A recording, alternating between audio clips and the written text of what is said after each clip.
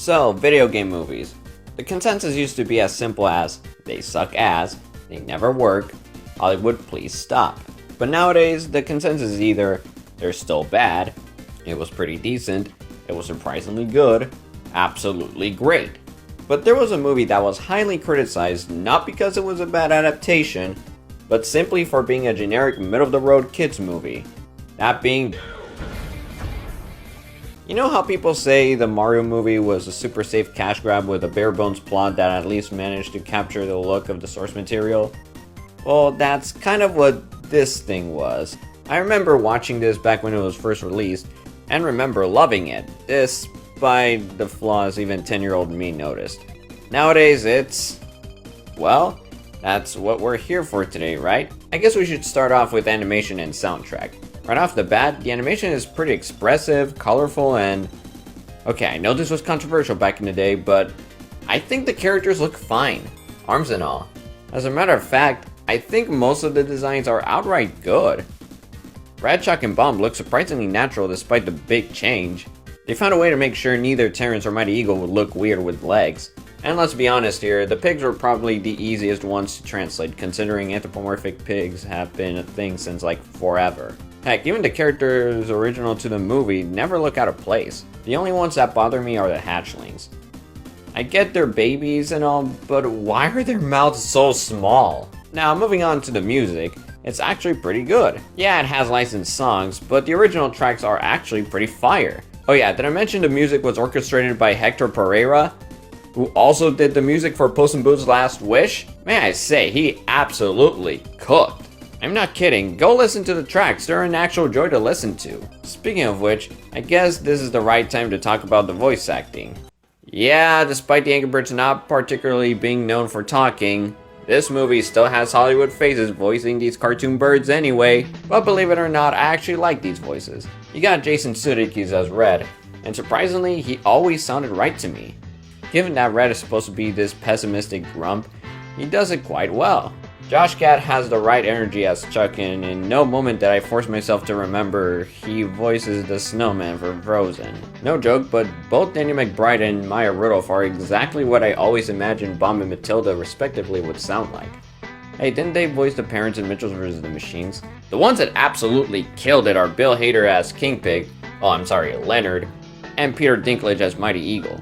I don't know about you guys, but I can never fully recognize Finn Lockwood or fear out of Leonard's voice. Hader just fully embodies the character he's given. Dinklage can make Mighty Eagle sound both like a majestic icon and a tired bum, and all so seamlessly. And come on, they did not have to cast Sean Penn as Terrence. Like, all he does is make noises, come on. Not everyone's a winner though. Kate McKinnon as Stella always bothered me. No disrespect to McKinnon, but almost all of her lines sound like they gave her the worst voice direction out of all of them. Just listen to these lines. Egg? That's how our children are born. You guys don't lay eggs? Red, we need a leader. Did he say eat the eggs? And listen to her battle cry.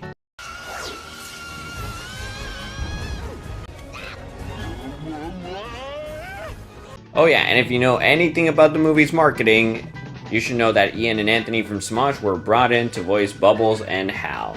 As someone who grew up in a Spanish-speaking household, let me tell you, animated dubs are the biggest victims in being plagued by YouTuber and TikToker guest talent.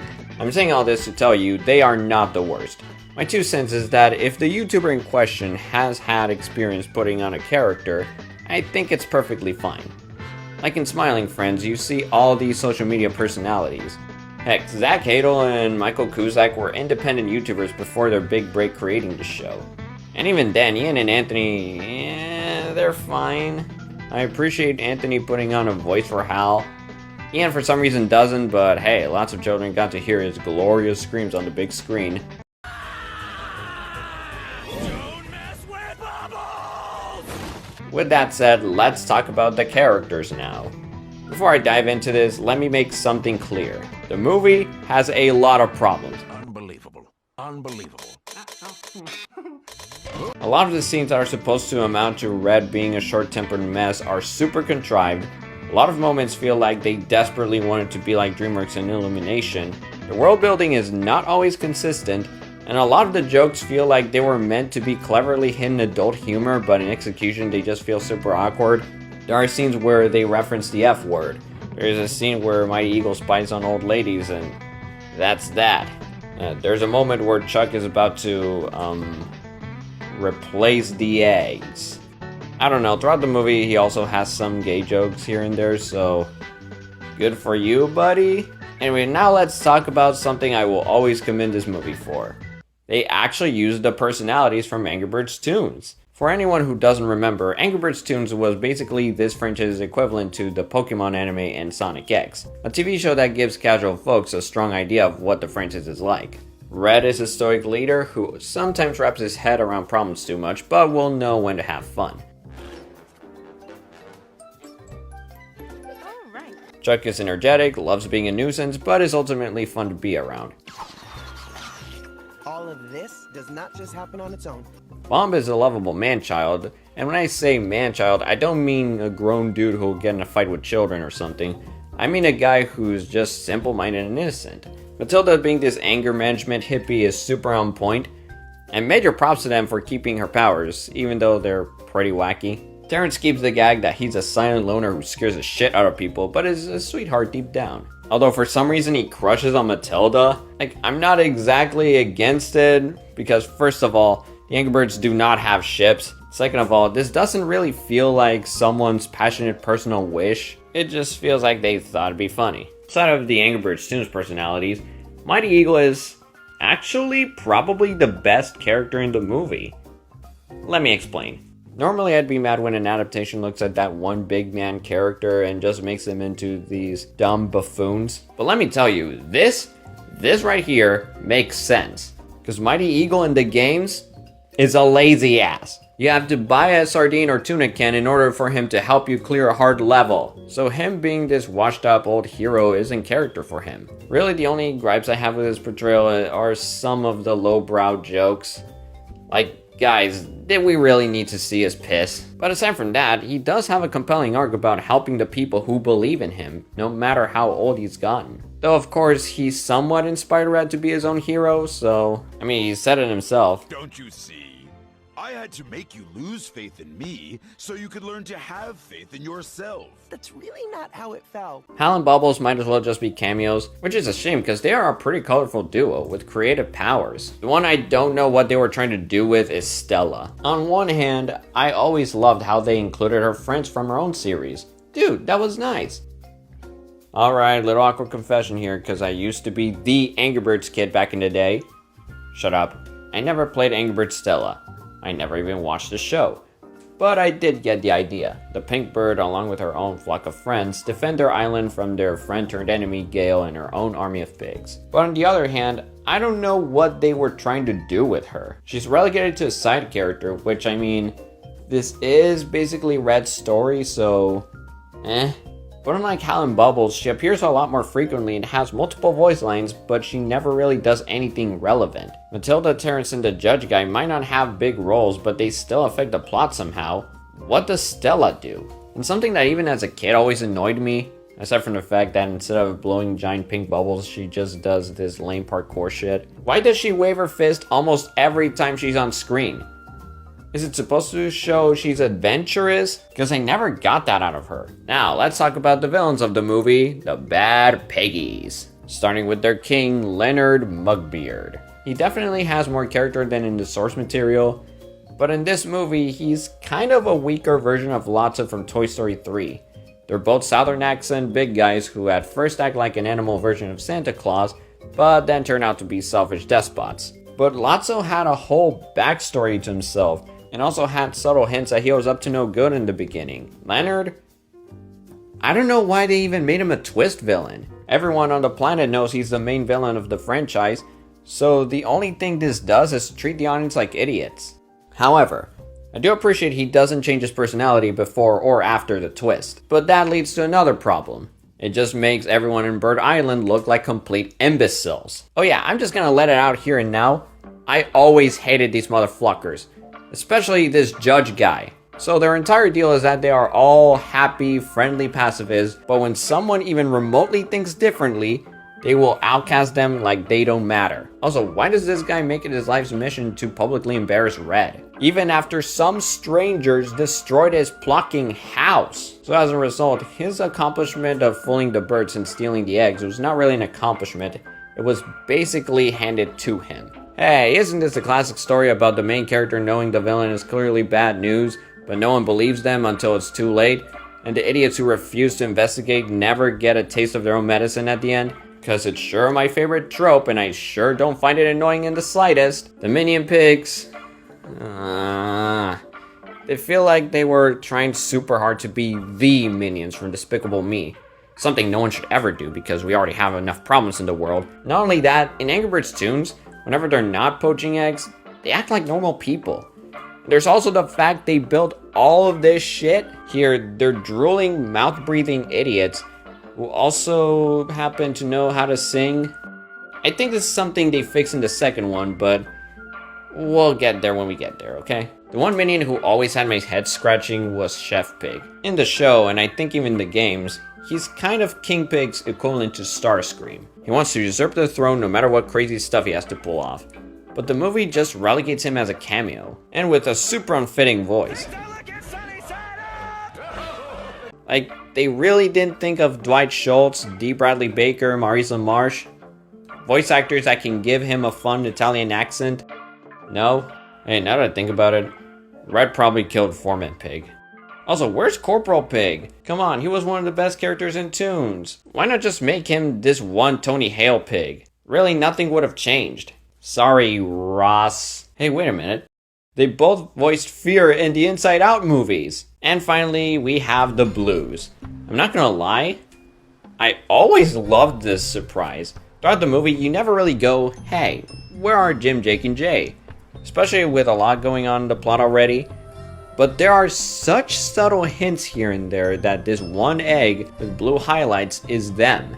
I mean, it is kind of sad they don't really join in on the action, but at least they got a mid-credit scene to themselves, and even their own short series. It just really sucks they do jack shit in the sequel. But like I said, we'll get there when we get there. Now to cap things off, I'll talk about a more personal problem I have with the movie. It has kind of a bad message. It's basically, there's a time to be patient and friendly, and a time to be angry and defensive. It's not a bad message in isolation. As a matter of fact, I think this was a step in the right direction and a suitable thing to teach children. Kids can be hyper defensive, emotionally unstable, and even destructive assholes. And I should know. I was 10 when this movie first released. It's more so just the way it's taught. So Red's whole arc is about learning to be more patient and less aggressive. Here's the problem. Not only are his moments of misfortune contrived, but his crash outs are extremely understandable. He's either surrounded by unfunny clowns, bullies, or straight up villains. The montage at the beginning establishing who he is doesn't really tell me this guy has a problem fitting in. It looks more like he's just defending himself. Shit, he didn't even have parents or friends. How do you expect a guy like that to take being treated in certain ways? Like, the worst he ever does is accidentally knock out this doctor and kick this kid to do Matilda's original cry. That's another thing. Bird Island never feels like this utopia where Red just feels out of place. According to these birds, life is all about being a happy pacifist with zero worries. But if you're even remotely unorthodox, like say, uncontrollably energetic, literally explosive, scare someone just for looking big and mean, or simply defending yourself from an asshole, you're the bad guy. That's another personal gripe I have with the movie. I never buy Chuck, Bum, Terrence, or Matilda being outcasts themselves. Because throughout the first and second act, they also have this mentality. They never feel like a found family. It just feels more so like Red, the misunderstood loner, and his two optimistic goofball sidekicks. I know it sounds like I hate this movie, but actually, you'd be surprised. Because the climax is honestly the best shit ever.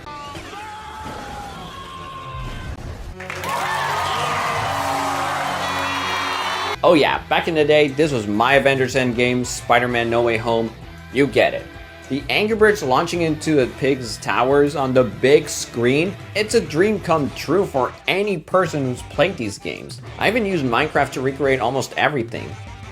With little success, cause I was lazy. But still, I mean, it makes no sense that the pigs all survived all of this fiery inferno, but the song that plays does say I will survive, so. Now with all that said, the ending scene is actually really well done. After it seemed like Mighty Eagle took the credit for everything that just happened, Red is welcomed into the village after years of living alone in the middle of the beach. He sees his house recreated exactly how it was, now in the middle of the more colorful and lush neighborhood, being congratulated and thanked for stepping up and leading all the birds to save their children from a problem they themselves caused, but you get the idea.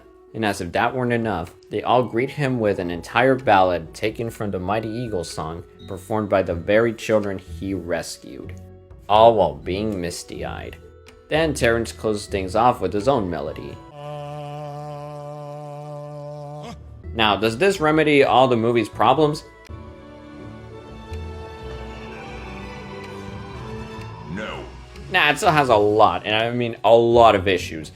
But shit, I won't lie, this was really close to home. There was a time I didn't have many friends, closed myself off from people, didn't have consistent grades, kept to myself a lot.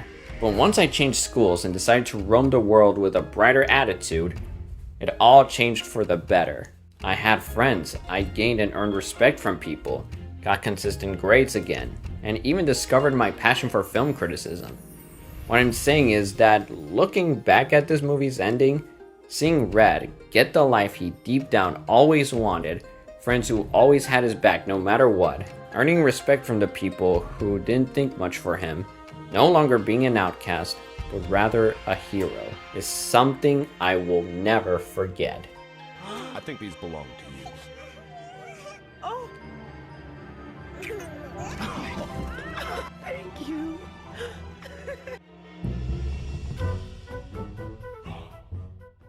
If you like this video, give it a like, and if you'd like to see more videos from me, like reviews, rankings, tops, unboxings, etc., make sure to subscribe, hit the notification bell, tell everyone about me because you know how YouTube works these days, and comment your thoughts down below. Till next time, stay faithful and hopeful.